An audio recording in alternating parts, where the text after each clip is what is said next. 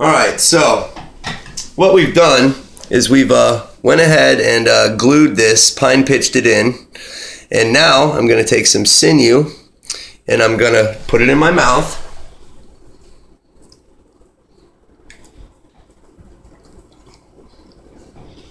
I'm going to chew it lightly until it gets soft, and then I'm going to half this point with it. Alright, so sinew halved this stone point. And the way I like to do it is I like to get the sinew real close to underneath where the point is, just like that. And then I start it and I kind of lay it over itself so that it holds it down. Like that. And I give it a couple of wraps real close to the bottom of the point. That way it impedes the arrowhead from pushing down into the red osier and splitting it. Okay, and then we're going to do a couple of cross wraps. It does not take much.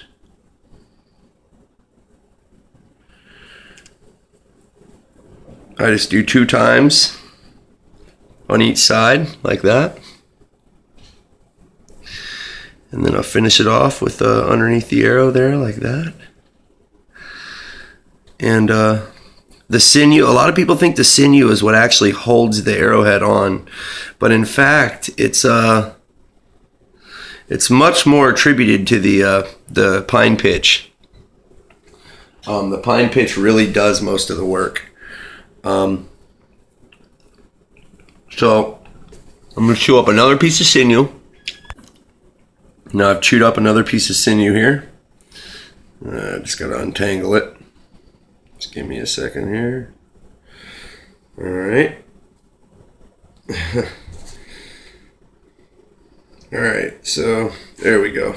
We've got one nice long piece of sinew.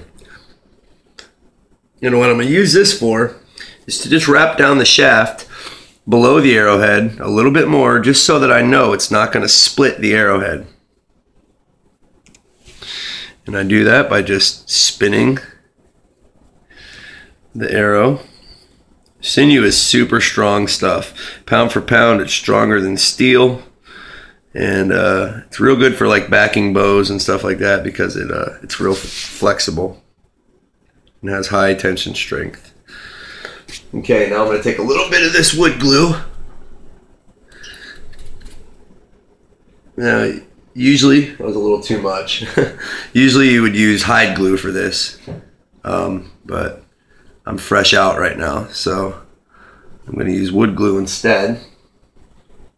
Now that we've got the glue on there, we're going to push the glue around on the sinew on the point, and make sure that the sinew does have natural glue properties in it. It has adhesive in it, especially when you mix it with your saliva.